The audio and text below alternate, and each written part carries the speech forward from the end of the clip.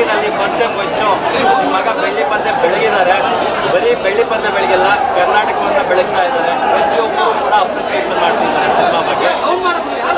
ನಾನು ಸಿನಿಮಾ ನೋಡೋಕ್ಕೆ ನನ್ನ ಮಗನಿಗೆ ತಂದೆಯಾಗಿ ಬಂದೆ. ಪಿಕ್ಚರ್ ನೋಡಿ ಹೋಗಬೇಕಾದ್ರೆ ಅವ್ನು ನನ್ನ ಮಗನ ಅಭಿಮಾನಿಯಾಗಿ ಹೋಗ್ತಾ ಇದ್ದ.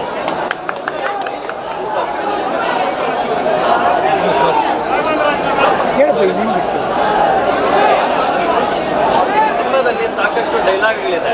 ಅದರಲ್ಲಿ ಎಸ್ಪೆಷಲಿ ನಾನು ಅಭಿಮನ್ಯು ಎಲ್ಲ ಒಳಗಡೆ ಬಂದಿರೋದು ಒಬ್ಬರು ನಾನು ಒಂದು ಡೈಲಾಗ್ ಇದೆ.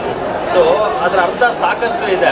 ಅದು ನಾವು ಮಹಾಭಾರತಕ್ಕೆ ಹೋಲಿಸ್ಕೋಬೋದು ಅಥವಾ ದೊಡ್ಡ ಮನೆಯ ಒಂದು ನಟನ ಪರಂಪರೆಗೆ ಹೋಲಿಸ್ಕೋಬೋದು. ಆ ನಿಟ್ಟಿನಲ್ಲಿ ಹೇಳೋದಾದರೆ ಆ ಡೈಲಾಗ್ ಎಷ್ಟು ಕಾಡುತ್ತೆ.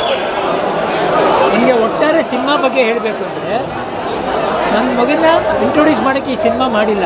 ಒಂದು ಒಳ್ಳೆ ಸಿನಿಮಾ ಮಾಡಿ ಅದರ ನನ್ನ ಮಗನ ಇಂಟ್ರೊಡ್ಯೂಸ್ ಮಾಡಿಲ್ಲ. ಅದು ನನಗೆ ಇಷ್ಟ ಆಗಿದೆ. ನನಗೆ ಒಂದು ಕೊರತೆ ಇತ್ತು. ನಮ್ಮನ್ನ ಶಿವಣ್ಣವ್ರನ್ನ ನಮ್ಮ ತಮ್ಮನ ಪರಿಚಯ ಮಾಡ್ಬೇಕಾದ್ರೆ 3 ಶಕ್ತಿ ಇತ್ತು. ನಮ್ಮ ತಂದೆ, ತಾಯಿ, ಚಿಕ್ಕಪ್ಪ ಇದ್ದರು. ಇವನು ಬಂದಾಗ ಯಾರೂ ಇಲ್ಲ. ಒಂಥರ ಏನಪ್ಪ ನನ್ನ ಮಗ ಆರ್ಫನ್ ಆಗ್ಬಿಟ್ನಲ್ಲ, ನನಗೂ ಹುಷಾರು ತಪ್ಪಿಡ್ತು, ಯಾರಿದ್ದಾರೆ ಅಂತ. ಇಂಥ ಟೈಮಲ್ಲಿ ದೇವರು 2 ವ್ಯಕ್ತಿಗಳನ್ನ ಕಳಿಸ್ಕೊಡ್ತಾರೆ. ಹೊಂಬಾಳೆ ವಿಜಯ್ ಅವರು ಬರ್ತಾರೆ. ತಾಯಿ ಥರ ನಿರ್ದೇಶಕರು ಸಂತೋಷ್ ಆನಂದರಾಮ್ ಬರ್ತಾರೆ. ಅವ್ರು ಬಂದು ಇದೆಲ್ಲ ನಮ್ಮ ಜಾಗನೇ ತುಂಬಿಕೊಂಡು, ನಮ್ಮ ತಂದೆ ತಾಯಿ ಚಿಕ್ಕಪ್ಪ ಜಾಗನ ತುಂಬಿ ನನ್ನ ಮಗನಿಗೆ ಒಂದು ಒಳ್ಳೆ ಪರಿಚಯ ಮಾಡಿಕೊಟ್ರು. ನಾನು ಜೀವಂತವಾಗಿರೋರು ಅವ್ರನ್ನ ಮರೆಯಲ್ಲ. ಅವ್ರಿಗೆ ನನ್ನ ಸಾಷ್ಟಾಂಗ ನಮಸ್ಕಾರ. ನನಗೆ ಒಳ್ಳೆ ಹೆಜ್ಜೆ ಹಾಕ್ಕೊಟ್ರು ನನ್ನ ಮಗನಿಗೆ. ಈ ಹೆಜ್ಜೆ ನಡ್ಕೊಂಡು ಹೋದರೆ ಇನ್ನು ಅಭಿಮಾನಿಗಳು ಅವನ್ನ ಕರ್ಕೊಂಡು ಹೋಗ್ತಾರೆ. ಸಂತೋಷ್ ಆನಂದರಾಮ್ ಅವರ ಸ್ಟ್ರೆಂತು ಎಮೋಷ್ನಲಿ ಕಟ್ ಆಗ್ತಾರೆ ಪ್ರೇಕ್ಷಕರನ್ನ. ಸಂತೋಷ್ ಆನಂದರಾಮ್ ಅವರ ಸ್ಟ್ರೆಂತು ಎಮೋಷ್ನಲಿ ಕಟ್ ಆಗ್ತಾರೆ ಪ್ರೇಕ್ಷಕರನ್ನ. ಸೊ ನೀವು ಒಬ್ಬ ತಂದೆಯಾಗಿ ನೀವು ಸಂಸಾರನ ಸಾಕಷ್ಟು ವರ್ಷಗಳು ನಿರ್ವಹಣೆ ಮಾಡಿದ್ರೆ, ಆ ನಿಟ್ಟಿನಲ್ಲಿ ಒಬ್ಬ ತಂದೆ ಮಗನ ಬಾಂಧವ್ಯದ ಬಗ್ಗೆ ನಿಮ್ಗೇನು ಅನಿಸ್ತು ರಾಘಣ್ಣ ನೋಡಿದಾಗ ಸಿನಿಮಾ? ನನಗೆ ತಂದೆ ಮಗನ ನೋಡಿದಾಗ ನಾನು ನನ್ನ ಮಗ ಅಂತ ಅನಿಸ್ಲಿಲ್ಲ, ನನ್ನ ತಮ್ಮನೂ ನನ್ನ ಮಗ ಅನಿಸ್ತು. ಅವರೇ ಅಪ್ಪ ಮಕ್ಕಳ ಥರ ಕಾಣ್ತಾ ಇದ್ರು. ಎಲ್ಲ ಕಡೆ ನೋಡಿ ಅವ್ನ ಛಾಯೆ ಬಂದು ಹೋಗುತ್ತೆ. ಎಲ್ಲೋ ಒಂದು ಕಡೆ ಯಾವುದೋ ಸ್ಟಂಪಲ್ಲಿ ಪವರ್ ಅಂತ ಇರುತ್ತೆ. ಡಾಕ್ಟರ್ ಪುನೀತ್ ರಾಜ್ಕುಮಾರ್ ರಸ್ತೆ ಅಂತ ಬರುತ್ತೆ. ಕೊನೆವರೆಗೂ ಜೊತೆ ನನ್ನ ಮಗನ ಆಶೀರ್ವಾದ ಮಾಡ್ತಾ ಹೋಗಿದ್ದಾರೆ. ಅಪ್ಪು ಅವರು ಅಶ್ವಿನಿ ಅವರು ಇಬ್ಬರೂ ಹೊಂಬಾಳೆ ಅವ್ರಿಗೆ ಗುರು ಪಿಕ್ಚರ್ ನೀವು ಮಾಡಬೇಕು ಅಂತ ಕೇಳ್ಕೊಂಡಿದ್ದಾರೆ. ಸೊ ಇದು ಏನೇ ಬಂದರೂ ಅವರಿಬ್ಬರಿಗೆ ಅರ್ಪಿಸ್ತೀನಿ, ಅಶ್ವಿನಿ ಅವ್ರಿಗೆ ಅಪ್ಪುಗೆ. ಅಪ್ಪು ಅವರು ಹಾಕಿದ ಭಿಕ್ಷೆ ಅಂತಲೇ ಅನ್ಕೋತೀವಿ. ಅಭಿಮಾನಿಗಳಿದ್ದಾರಪ್ಪ, ನೀನು ಚೆನ್ನಾಗಿರೋ ಹೋಗು ಅಂತ ಕಳಿಸ್ದಂಗಿದೆ. ಅವನನ್ನು ಸ್ಟೇಜಲ್ಲಿ ಪರಿಚಯ ಮಾಡಿಕೊಟ್ಟಿದ್ದಾರೆ. ನಾನು ಮಾಡಬೇಕಾಗಿದ್ದ ಕೆಲಸ ಎಲ್ಲ ಅವರು ಮಾಡಿದ್ದಾರೆ. ಚಿಕ್ಕಪ್ಪನಾಗೆ ಏನು ಪಾಪ ಅವ್ನು ನಾನು ಇರ್ತೀನೋ ಇಲ್ವೋ ಗೊತ್ತಿಲ್ವೋ, ಅವನ್ನೆಲ್ಲ ಮಾಡಿಬಿಟ್ಟು ಹೋಗಿದ್ದಾರೆ. ಸೊ ಇವಾಗ ಅವನದು ಜರ್ನಿ ಶುರುವಾಗಿದೆ. ಇನ್ನೂ ಬೇಕಾದಷ್ಟು ಕಲಿಬೇಕು. ಒಂದೇ ಸಿನಿಮಾದಲ್ಲಿ ಇಡೀ ನಮ್ಮ ಜೀವನ ಎಲ್ಲ ನಾವು ಪ್ರೂವ್ ಮಾಡೋಕ್ಕಾಗಲ್ಲ. 1 ರಿಂದ 2, 3 ಈಗ ಬರ್ತಾನೇ ಇರುತ್ತೆ. ಬಟ್ ಒಳ್ಳೆ ಗೆಲುವು ಹಾಕ್ಕೊಟ್ಟಿದ್ದಾರೆ ಪ್ರೊಡ್ಯೂಸರು, ಡೈರೆಕ್ಟ್ರು. ನಾನಿರೋವರೆಗೂ ಅವ್ರನ್ನ ಮರೆಯಲ್ಲ. ಆಮೇಲೆ ಸಂತೋಷ್ ಅನಂತರಾಮು ಅವರು ಯಾವಾಗಲೂ ಇದಕ್ಕೆ ಒಳ್ಳೆಯವರು, ಎಮೋಷನ್ ಸೀನ್ಸ್ಗೆ, ಫ್ಯಾಮ್ಲಿಗೆ. ಒಬ್ಬ ಯುವಕನಿಗೆ ಬರೀ ಕಾಲೇಜಲ್ಲ, ಸುತ್ತಮುತ್ತ ಸಂಸಾರ ಇದೆ, ಅಕ್ಕ ತಂಗಿರಿದ್ದಾರೆ, ಅಮ್ಮ ಇದ್ದಾರೆ, ಅಪ್ಪ ಇದ್ದಾರೆ, ಗೆಳೆತನ ಇದೆ, ಆಮೇಲೆ ಅವ್ರದ್ದೇ ಆದಂಥ ಒಂದು ದೇಹ ಇದೆ ಅಂತ ತೋರಿಸ್ಕೊಡ್ತಾರೆ. ಇದೆಲ್ಲದನ್ನು ನೀಡ್ಕೊಂಡು ಸಂತೋಷ ಒಂದು ಅದ್ಭುತವಾದ ಸಿನಿಮಾ ಕೊಟ್ಟಿದ್ದಾರೆ. ಸೊ ಅಭಿಮಾನಿಗಳು ಅವನನ್ನು ಪ್ರಾರ್ಥನೆ ಇಟ್ಕೊಳ್ಳಿ, ಇಷ್ಟೇ ನಾನು ಕೇಳೋದು.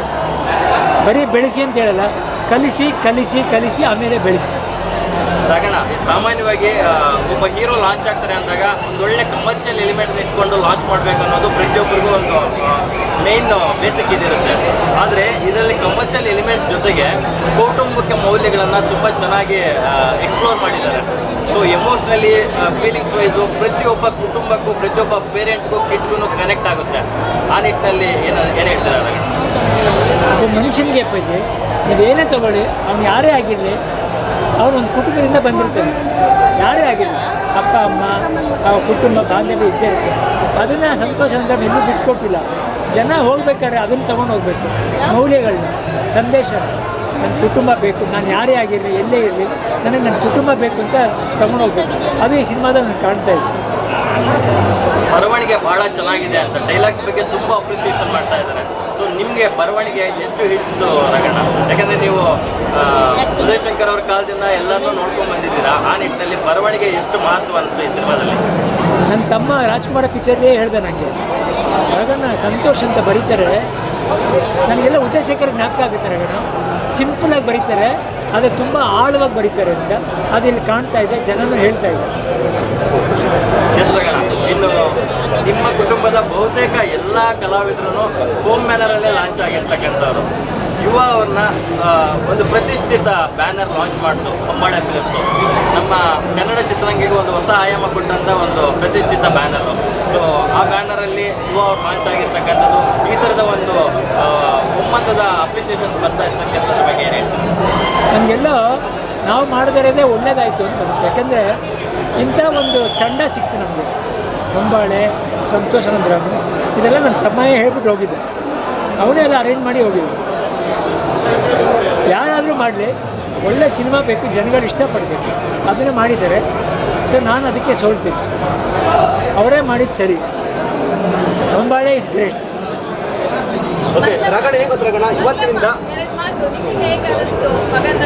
ಇವತ್ತು ಮಾತಾಡಲೇಬೇಕು ಮಂಗಳಮ್ಮ ಅವರು. ಇವತ್ತಿನಿಂದ ರಾಜ್ಯಾದ್ಯಂತ ದೊಡ್ಡ ಮನೆಯಿಂದ ಯುಗಾರಂಭ ಶುರುವಾಗಿದೆ. ಈ ಸಂಭ್ರಮ ಇದನ್ನ ನೋಡ್ತಾ ಇದ್ರೆ ಹೇಗೆ ಖುಷಿ ಆಗುತ್ತೆ. ನಾನು ಹೇಳೋದು ಇದೇ ಇಲ್ಲಿ ಮುಗಿಯಲ್ಲ, ಅವನ್ನ ಚೆನ್ನಾಗಿ ಕಲಿಸಿ ಬೆಳೆಸಿ ಅವ್ನು ನಿಮ್ಮ ಪ್ರಾರ್ಥನೆ ಇಟ್ಕೊಳ್ಳಿ, ಅವ್ನಿಗೆ ಆಶೀರ್ವಾದ ಮಾಡಿ, ಇಷ್ಟೇ ನಾನು ಕೇಳ್ತೀನಿ. ಮಂಗಳಮ್ಮ ಬನ್ನಿ, ಏನಿಸಿದೆ ಮಾತಾಡ್ಬೇಕು ಇವತ್ತಾ? ಏನು ಅನಿಸ್ತು? ಬನ್ನಿ ಮುಂದೆ ಬನ್ನಿ.